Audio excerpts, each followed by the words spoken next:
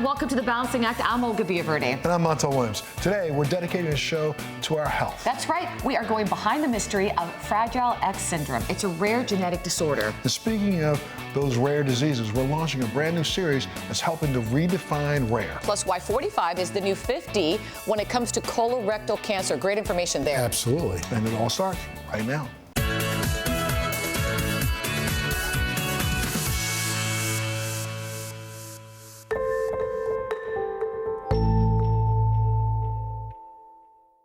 It is an inherited genetic disorder that is associated with a wide range of symptoms, including learning and behavioral challenges and intellectual disability. We'll be learning more from Dr. Tamar Goldwasser. But first, let's meet Alana, whose 11-year-old son has this disorder. We're going behind the mystery of Fragile X syndrome. Like, it's this light bulb moment, but it was also this very slow reveal of, aha, those cousins in Atlanta have it, and now we're being told that we are carriers of it. We have to do a lot more research.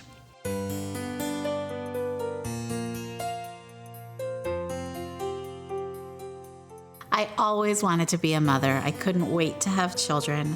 Our older son was born in July of 2009, and I think it was that night that I turned to my husband and said, okay, let's do this again. Our second child, Yaron, was born in January of 2011. As he was developing, we started to notice that he was not quite as fast at developing as his older brother. We definitely weren't seeing him engaging with others or finding joy in the same ways that we had seen in our other child. Even as the signs started to become a little more clear, we were definitely in a place of denial. So around the same time as Yaron's first birthday, my youngest sister was pregnant, and her midwife did genetic testing. My sister called one day and said that I'm a carrier for this thing called Fragile X. The Balancing Act spoke with OBGYN and medical geneticist Dr. Tamar Goldwasser to learn about this genetic disorder.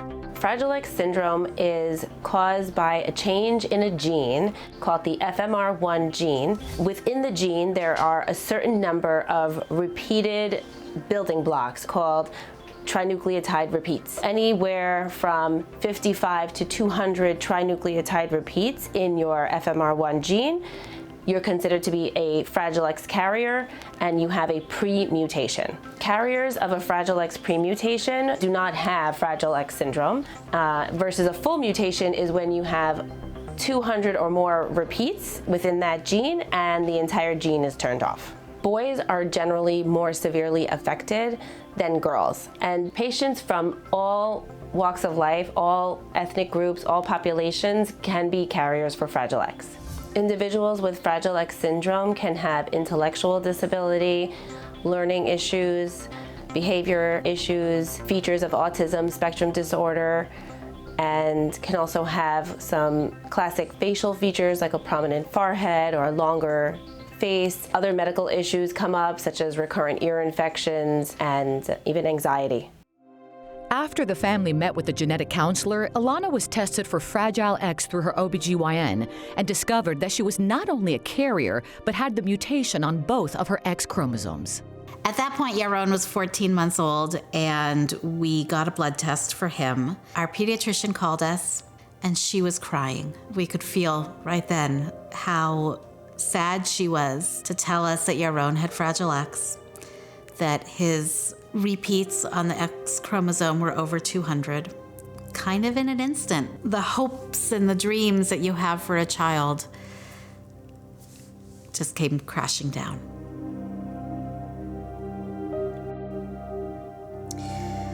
When we hung up the phone with the pediatrician, both of us crying, I turned to my husband and I said, I'm so sorry. That guilt in the moment was so much. Of course, my wonderful husband immediately hugged me and said, no, This is not anything to be worried about, to be sad about, to be guilty about. This is our beautiful, incredible child. Female carriers of a Fragile X premutation have an increased chance of experiencing primary ovarian insufficiency or premature menopause. They might see changes in their menstrual cycle and experience infertility at a much younger age. Both male and female carriers of a Fragile X premutation have a chance to develop something called Fragile X-associated tremor ataxia syndrome. Patients in their 50s or 60s develop issues with balance, intention tremor, and can have cognitive decline and may have features that look like Parkinson's. So we wanted to have a third child, but we wanted to reduce the risk of having a child with the full mutation of Fragile X. So we knew we would have to do IVF with PGD. One of the other parts of being a carrier is having what they call FAXPOI, which is Fragile X-associated primary ovarian insufficiency. And so that door closed for us, which was obviously very hard. But again, we were able to then say, let's throw our energy into what we really need to do, which is taking care of the two children that we do have and being aware of the issues not only for Yaron, but also obviously for his older brother. Diagnostic testing for children with Fragile X syndrome is important. It can help parents and healthcare providers figure out what services might benefit the child the most. Fragile X can be inherited from people who don't have symptoms, which is why carrier screening should be offered to all patients. From a women's health perspective, knowledge is power. And secondly, if you are pregnant and learn that you might be carrying a child with Fragile X syndrome, it can help you decide, where will I be delivering this baby? What services are available in different neighborhoods, and what insurance policy to take. If you're experiencing infertility due to ovarian insufficiency, testing for Fragile X carrier status should be part of your workup. So this has become a huge part of our family. There are 3 sisters. We're all carriers, and we've had 8 boys between us. And in addition to my son and my nephew who has Fragile X, almost all of the other boys are carriers as well. The real part of the mystery for us was my mother's father, my grandfather, who died in 1992 of what was diagnosed as Parkinson's disease. It really was Fragile X-associated tremor ataxia syndrome. So all of a sudden, the family tree is starting to open, and we're wondering, if we had known back then, how would life be different today?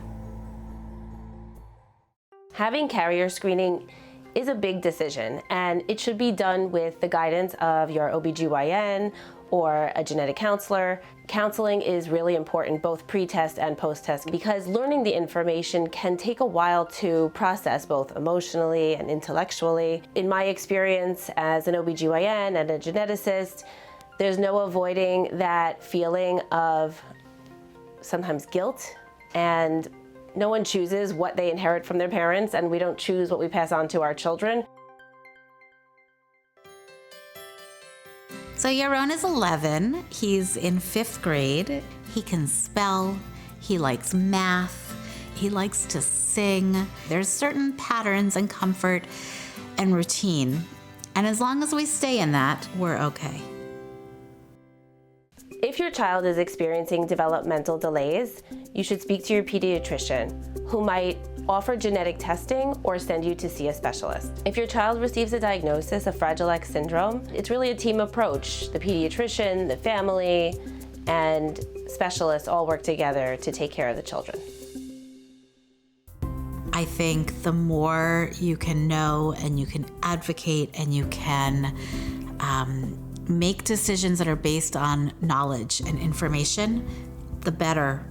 And really being able to think toward the future and how this moment in time and this awareness is going to shape our future generations. It's a very powerful thing, and it's really a gift.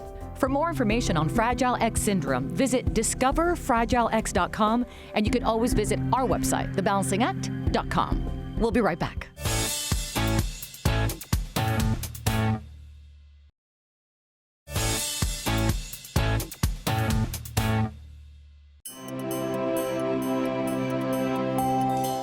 My name is Saida Mahoney, and I am 25 years old, and I am from Oakland, California. I enjoy doing my performing arts, and I enjoy traveling, and I enjoy playing sports and doing my Miss Amazing pageant journey. Saida loves to swim, play sports, camp. I am living with partial trisomy acute duplication syndrome, hidradenitis suppurativa, HS for short, and vascular ring, also known as congenital heart disease. My performing arts has helped me get through my struggles and helped me be able to express myself and help me get through all the difficulties that I have due to my rare diseases. I love to say my mantra that I am living right and living rare. I believe using my voice will be able to help others with dealing with their rare diseases. I have my rare diseases, but they did not have me at all.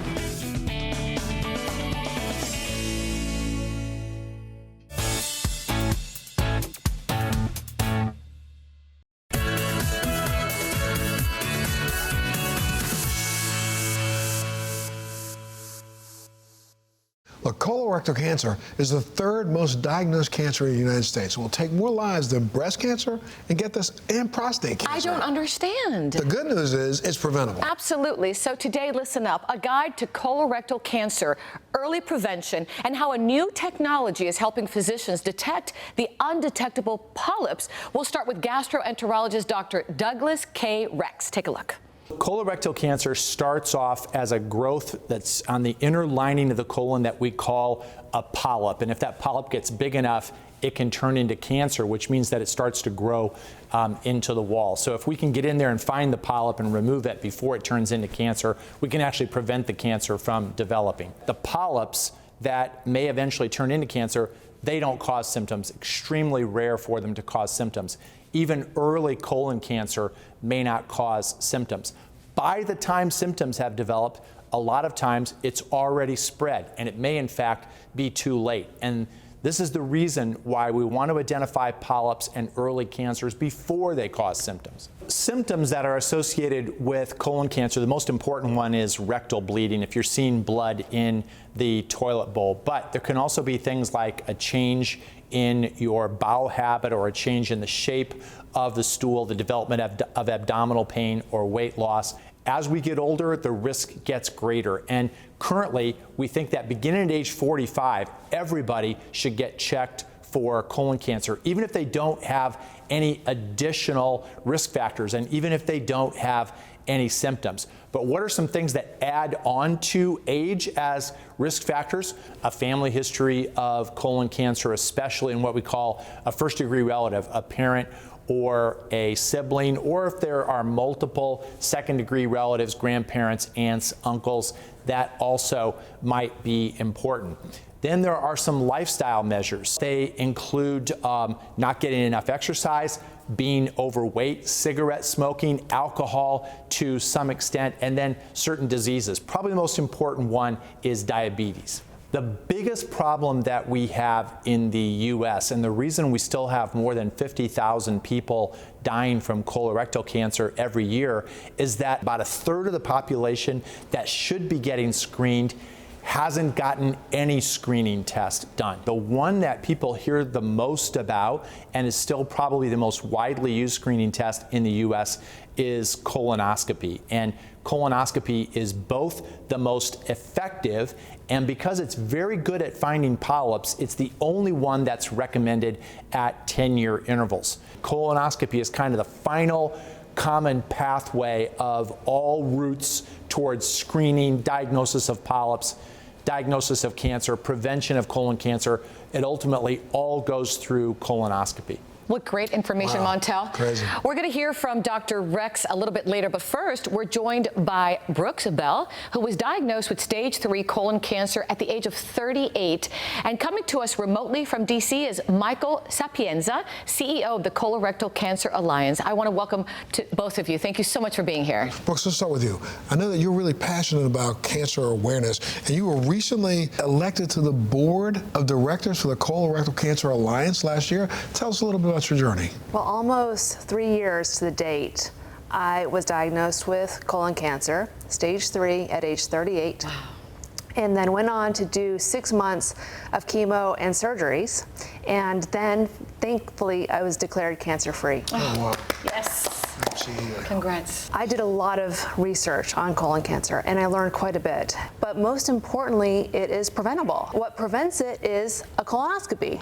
And now you can get them at age 45. I got my colonoscopy, and I didn't want to go and with COVID, but I went, and they found 2 polyps in me. But you know, you never know what could have happened if I had not done it. Michael, let me bring you in. The goals I was reading here of the CCA are to screen, care, and cure. So let's talk about screening, since it is the #1 way to reduce the risk of this cancer, right? Colon cancer is what we say the preventable cancer. My mom fortunately died on Mother's Day in 2009 at the age of 59, was diagnosed at 56, and she had never received her screening. She'd be alive today. She had it. You know, the Preventative Task Force actually just lowered the screening age from 50 to 45. So we're really excited about that, you know, but unfortunately, we're still seeing this huge disparity in African Americans. They have a 20% higher incidence rate and 40% higher mortality rate. Well, that means that an additional 20 million people are now eligible for screening. So what is the Alliance doing to get the message out? We've started this campaign called 45 is the new 50. You know, we are talking to insurance companies all across the country because they have until 2023 to actually cover it. So only about 50% of insurers are now covering at 45. So we have to do our jobs to advocate for people starting to get screened at 45. I want to go back to Dr. Rex to learn more about the artificial intelligence device GI Genius. Listen. When you're actually doing a colonoscopy and you're looking for polyps, one of the things that we have to be tuned into and to understand is that polyps come in all shapes and sizes, and some of them have a very subtle appearance, and they can actually appear on the TV screen, and we might overlook them. So GI Genius is an artificial intelligence program, a software program that has been trained by looking at thousands of pictures and videos of polyps to recognize them. And it's like your assistant for finding polyps during colonoscopy. So when a polyp appears on the screen, we hear an audible ping, and the device puts a green square or rectangle around the polyp and alerts us to that specific site to inspect it, interrogate it, determine if it's a polyp, and remove it. So it's like we have this constant helper for polyp detection. GI Genius helps the doctor find polyps, and therefore it's helpful to patients. The more polyps the doctor finds, the lower the risk that you're going to develop cancer before your next colonoscopy. I really like the GI Genius because the whole purpose of this examination is to prevent my patient from getting colon cancer. And so the more help I get in finding polyps, and I've had plenty of help, and I have a very high detection level to begin with, but there are times when it finds polyps that I would not otherwise see, and that's fabulous for my patient. You've learned a lot as a cancer survivor. So what do you say to our viewers? The absolutely most important thing that viewers take away from this is that this is something they can prevent on their own. They can do something about it. If I had waited another 6 months, my survival odds would have dropped 10 points, and it would have been a lot harder journey. Michael, I'm going to turn to you quickly. Any final thoughts? I just want to thank Medtronic and the innovation around GI Genius. It definitely will help save lives, so thank you very much. Thank you both for helping to spread and make awareness and get awareness out there of the importance of colorectal cancer screening, really. Thank you. Michael, thank you and good luck to you. Appreciate your time and thank you for sharing your story. Thank you. And if you want information on any of this, GI Genius, you can visit medtronic.com, or for colorectal cancer support and resources, and there are so many, visit ccalliance.org or just check out our website. Super easy, thebalancingact.com.